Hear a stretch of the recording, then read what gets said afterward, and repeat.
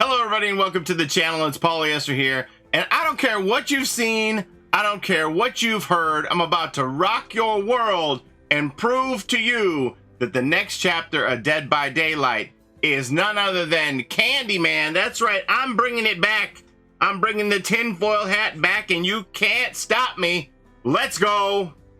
So I was looking at all these clues, these teasers that Dead by Daylight had provided us on their social media day after day, and I'm like, well, that fits, everything's moving smoothly straight down the track, and it looks like it's pretty easy and simple what the answers are, right? Almost too easy, if you know what I mean. And so I started to look at it, and I just let myself zone out and stare at everything and all the notes, and then finally it clicked, and all the pieces just started fitting together, and I was like, ask Jordan. That refers to Jordan Peele, the writer and director of the spiritual sequel to Candyman.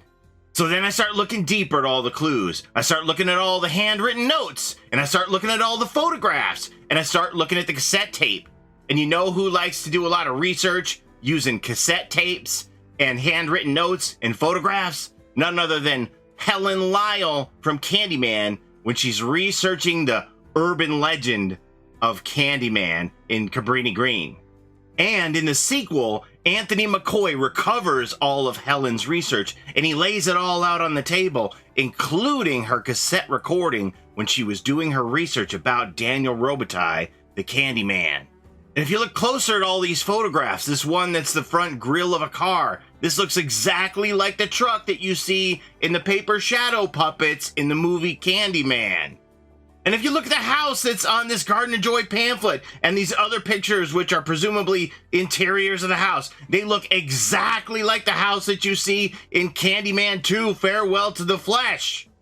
And even this pamphlet here that says, The Garden of Joy, Lay Down Your Roots. Well, the Grateful Dead is a band that's considered roots rock, and they played in both Boston Garden and Madison Square Garden, performing their album American Beauty, which is a rose that grows in a rose garden. And what's the name of one of the tracks on that album?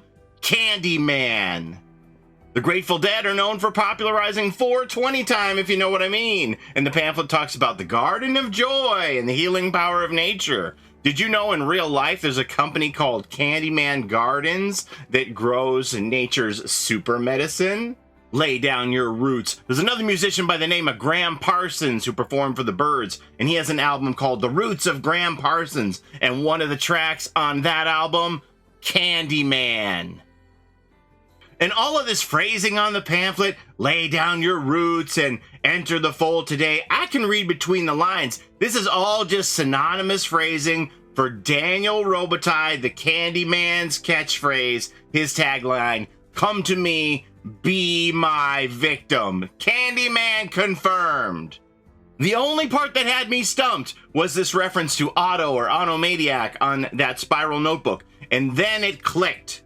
There's a candy maker by the name of Otto Schnaring. He's the fella who developed the Butterfinger and the Baby Ruth bar. He went on these wild, crazy marketing schemes, maniacal even, where he dropped candy bars from planes down onto the city to introduce people to his candy bar. He even cashed in on the popularity of Babe Ruth without paying a dime for his name, simply by changing one letter on his candy bar to Baby Ruth.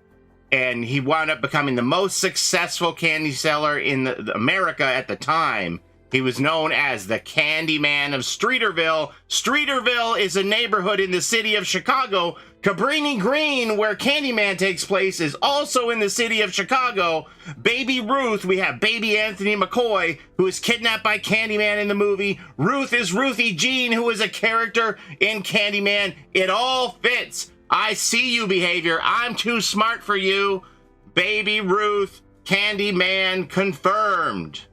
So there you have it. I think you'll agree when presented with this overwhelming amount of evidence that you're only seeing what they want you to see instead of what's really there. And we can confirm that Candyman is going to be the killer for the next chapter of Dead by Daylight. Wait and see. May 17th, they're going to present it all to you. And you heard it here first. Okay, everybody? That's all I have for you today. Thank you so very much for watching. As always, I appreciate the time that you spend here with me on my channel. And don't forget to take care of each other in and out of the fog. Candyman confirmed. Bye-bye. It's a Gen Rush life for us. It's a Gen Rush life for us. Set a hiding, we do gens. Set a randoms, we got friends. It's a Gen Rush life. Hello, everybody. Well, if you got this far, I appreciate you watching this far into the video, and I hope that you enjoyed it.